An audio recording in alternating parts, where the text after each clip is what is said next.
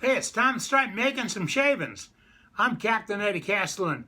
You're here with me. No, you're there with you, and I'm here with me, and we're going to talk a little bit about wood turning. Okay, let me start this out. Last week I told you I was taking a pause. Well, I really am. But the doctors have changed it a little bit. The parameters are a little bit easier on me. Easy on me.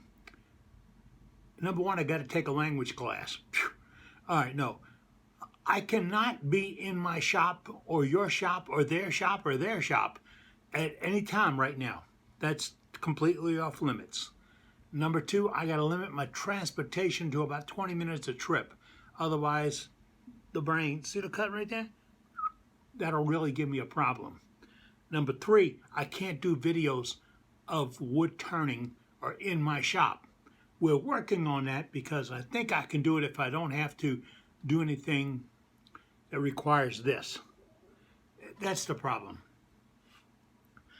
And the next is I can't be in any confined areas with humans. All right, it's not a coronavirus thing. It's not, well, I can't even say that. The bottom line is, if I get a cold, it can knock me flat. I mean, really knock me flat. So we're not going to do it, but we're going to work around it.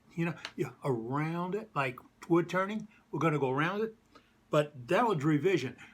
After I put out the one said pause, one of my other doctors saw the video and called the doctor that gave me the directions. And he said, we're overdoing it a little bit, or I interpreted it a little bit wrong. So with their assistance, we all got on the phone together, about 4 people, and we talked about it.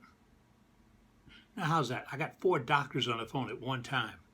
I got to be special. And we talked about it, and we came up with a new set of rules, and that's what you're looking at now. They even told me I can cut my grass if I have a chaperone. Just somebody out there in case I get hurt, they can do something. I got a John Deere. It's got so many safeties on it, it's just crazy. You stand up, you fall down, you kick over, you push the wrong button, you don't tell it to go in reverse, besides putting it in reverse. So, it's a fairly safe thing. I cut my half-acre yard the other day, and it doesn't look good. Oh, I had weeds that high. Yeah. And, well, I don't want to keep going on that. What I want to talk about is wood turning. My wife suggested, and she's doing pretty good. She's on a mend. She's doing her PT and a couple other things so that she's better off and almost ready to come home. That close. Yeah, then she gets back here and I won't have to do the dishes. All right. We were talking the other day about wood turning and some techniques and some things. And this is not, look what I can do that you can't do. This is a look what I did and you can do. And it's not that complicated. But when you're doing something, it's that extra little bit you put in it that makes it yours and yours alone. I've been saying this for 10 years. I can't teach you art. I can teach you how to use your tools. Everything else is up to you. And art is an eye of the beholder, and some of us have really bad eyes. So with that, I got a couple of pieces up. This is a nice piece of poplar I had out in the shop. And you can see where I got the dark grains and the light grains and all. But what I did is I turned it out, and then I put a little lacquer, I know what it's called. It's called sealer. I put a little sealer on it, then I went back and sanded a little bit. And see how the color shift at the bottom? That stain. It's an alcohol-based stain. I'd like to tell you what brand it is. I did this thing in 2013, because that's when I was still signing my work like it was important. But it came out really nice. What I did, all right, I can do it, you can't. I copied something David Ellsworth did. He did a whole series of them. Little, big. And it looked fantastic. I don't think the opening in his was as big as mine. And oh yeah, by the way, I stain the inside of it with that same green stain. So when you look in and when you feel inside, it's smooth. Only a wood turner would reach in something to see if it's smooth. But it's smooth inside. I sanded it and everything. It might be why I got the hole that big. But it's really thin. It's about an 1/8 inch thick up here. might go to a quarter. It was still a little green when I turned it. I'll let it dry naturally. Well, naturally. All right. Naturally means you don't rush it. You don't put it in the microwave. You don't boil it in hot water. You don't put it in the sun. You don't put it in wind. You get a paper bag. Remember I said paper. You get a paper bag.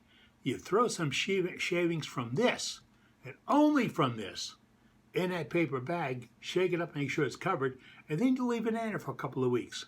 About once a week, you open the bag up, let it breathe a little bit, and close it back up. I did say use the same shavings, all right? Because if you pick up some other shavings, like this is poplar, and I go get some sycamore and throw it in there, and maybe a little padauk and throw it in there, or oak and throw it in there, I'm going to get a fungus. I got to dance with the dragon. If the phone rings, I'll lose the camera. I'm holding this piece, and I said that if you let it dry naturally and you put it in a bag with its shavings and dry it slowly, you'll get less cracking. I know you want it to go quicker, but hey, do you want to go quicker and crack? Do you want to go quicker and get weird? Or do you want it to go naturally and change? Now, when I said this shavings, I meant these shavings. Now, what if I would turn something like this, and this was turned out of green wood, softwood. I say green wood because it wasn't that dry, okay? Now, I turned this, and if I picked up shavings from other cuts in the shop, from oak, oak, mesquite, cocobolo, padauk, white ash. I'm trying to run down the list that I have in the shop. If I run into all those pieces and I take a little shavings, put it in here, this is going to get fungus. I like that idea. Fungus. Yeah. What's it going to do? It's going to begin to spalt a little bit. Now, when it spalts a little bit, you're going to get some black lines in it, some accent colors. And that is really important. It will really accent the piece. Why? Some folks just can't do that. And then when you do it, they say, hey, how'd you do that? Don't tell them, okay? No, share around, but try it. Now, that's a small piece. I've got it with that little green on it.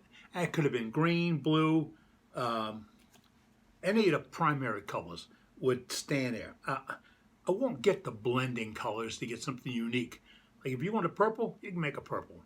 But I would get the standards and play with them a little bit. Remember, it's an alcohol-based stain.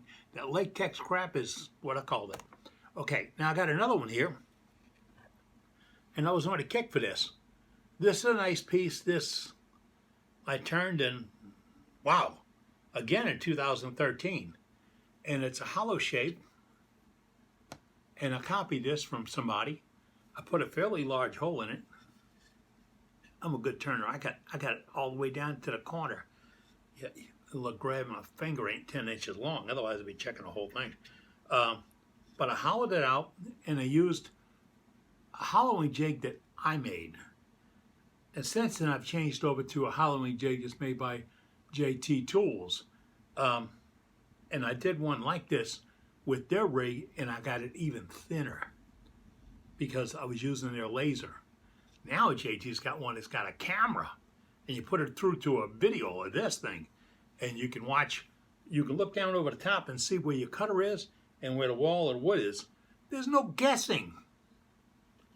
Bill and those guys really create a nice one. I mean, you can do your plowing, and then do that final rundown and do that. You won't have anything to sand out of there. It'll be sliced out. It'll be beautiful, and that's what you're looking for. Now this one, I like the finish on it. I did this with CA. This was when I first started playing with CA. I went to SWAT, Southwest Association of Attorneys, SWAT.org, and they had a guy doing a demonstration on CA. And for about 6 months after that, I couldn't find anything else. But I'm going to digress here a little bit. When I do CA, I prep this wood or prime this wood just like it was going to get poly or varnish or anything else on the top of it. This is prepped. And what I did was, when it was still on the lathe and it was still chucked up, and I'd smooth this out by holding it the other way, it's still chucked up, I sealed it with a lacquer-based sealer. I like Deft. If you can't get it in your area, you can order from Amazon. I sealed it with 2 or 3 coats of sealer, and I lightly buffed it in. I mean, I don't want to remove the sealer. I remove any crap that got on, pardon me. We got any stuff that got on the sealer. I'll remove that. That makes it nice and slick, but it also seals the wood. Did you catch that sealer part? It seals the wood, and then you buff that off a little bit. You can screw your Scotch-Brite pad. I'm saying Scotch-Brite, but Vince Welch has got it, and they're not Scotch-Brite. But it's like Scotch-Brite, and they come in different densities. So I started with the red, and then I went to the next one, and I ended up with a white. Then I took a really hard look at it to see if there are any holidays in it. And high spots, low spots, whatever, and then I went and touched those up, if needed, and then I buffed it back out again. Now, what I'm pointing out with that is a finish is a finish. It's not something you can whack off and get there in a heartbeat. It's a finish. So if you prep the wood for the finish, it'll come out a lot better than if you just smear it on there. I know wood turners that won't go with anything else than a medium thick super glue and put it right on there, or a slow dry super glue and put it right on there. It might look good for a little bit, but I think it's going to give up on you. But this is another one where I did a stain. And this is the same green. I must have been on a kick for it. I did a green down here on the bottom, right in this area, because you can't see what I'm doing over here. Just like that little green. And then I dyed the inside darker, so you can't see wood in there, so it looks exotic. And then I coated it with CA. Now, this was fairly dry when I cut it, so it didn't move a lot. That hole stayed pretty round. Where this one I did, can you see that hole is, you see it now? It's oblong. Yeah, the wood moves just like wood always does. And it moves with the grain, not across the grain. It moves, and it'll shrink or grow. Hell, that's how you do cowboy hats. Then I did this piece, and I figured I want to put a little bit of art on top of it. So then I got the light out, and I did this. See that finial? Now, this is not what I do now for finials. I would more along the line well, there's a couple of points here that don't align. If I put a straight edge against it, I'd get them right to line. But I had to make the base a little bit bigger so it fit over that hole, that monstrous hole I had. Now you see this thing is crooked a little bit because it did twist. This is African blackwood, and I didn't even decorate the bottom of it. But this bowl with a little bit out of round right there. Not much, but I can tell when I put the plug in it because when I spin the plug, which moved a little bit, it'll get looser to fit. If I spin a little bit more, crossing the grain of the finial with the wood, then it won't get as tight. Don't get so tight here, all right? And it'll come right out. So watch when you're drying it. If you dry it, it won't go so wacky. And then when you put the finial or anything else on top of it, it's going to look pretty good. Now, I wish I could do better photographs in here, but that's not going to happen. But we're going to work together on this and a bunch of other things. You see, this channel is not about big guy productions. I sell all kinds of things for wood turning. That's my website is www.eddiecastellan.com. And we're still in business. I said we paused, but we didn't stop. But if you've got something, you need something, that's where to go. But I'm also collecting photographs. And I talked to a little bit this morning. Don called me this morning. I got to look at the names because I can't do that. Don called me this morning and said, hey, would you like to see a bowl I just made out of mesquite? And it's a crotch, and it's got 3 branches coming out of it. Man, are you kidding? Would I like to see it? Ship it to me. No, don't ship it to me. But I'd love to see it. You see, a piece of wood that you would normally pass over can be turned into serious artwork. Remember, you see the art. Don't worry about them. You see the art, and it's just like that. But he wanted to make it a food-safe product, so we were talking about what to put on it. Well, he's from California. Don't hold it against them. They got nice people out there. It's just their government sucks.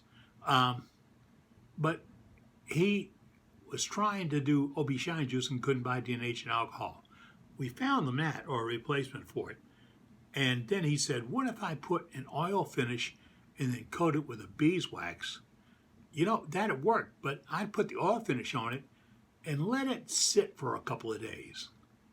It will go in, it will leave some highs and some lows, but it would seal it. And then you clean it with cloth, not on your lathe, no cloths on the lathe, remember the rule. And then once you clean it, then you Scotch-Brite it. I'm going to use that term. You use the pads and you clean it up. That gets any of the high spots and low spots cleaned up, all right? And then you'd put the beeswax on. The finish doesn't finish the job, and the beeswax doesn't finish the job. You do. So if you want it to look good, get it all prepped out and go over it. Now, he could also do that Aubergine juice, which is 1/3 of linseed oil, 1/3 of alcohol, and 1/3 of white shellac, or clear shellac. I say white. Don't go get that stuff for painting walls in the kitchen.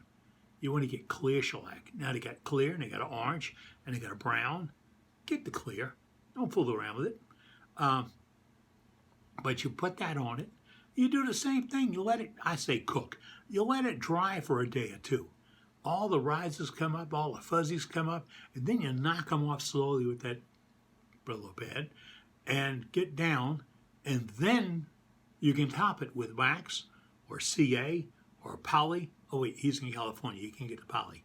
But you can coat it with another product.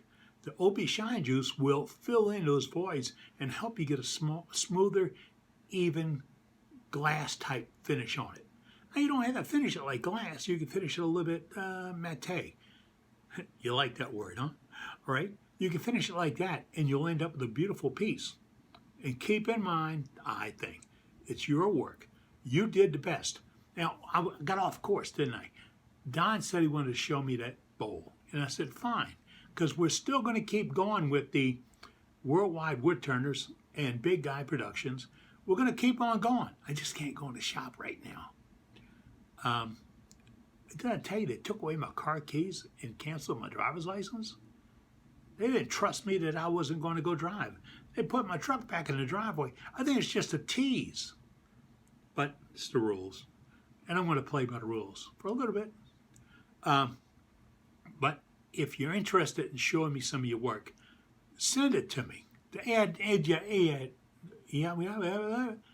email address is right here. Captain, C-A-P-N-E-D-D-I-E, Castellan @gmail.com. That's where you can send it, and I'll use it. I'm writing up a newsletter tonight. Why? Because TV tonight kind of sucks. But I'm going to use it, and I got about a dozen photographs. And then I got some little taglines and all this, some folks have sent me, and some little quips. I'm going to add those to it because it's always fun to have fun. All right. Hey, did I mention that I'm Captain Eddie Castellan? And I'm making shavings? And don't you forget it. Get out and shop, have fun. When you do your art, share it with me. I'd love it. Thank you. If I only could drive.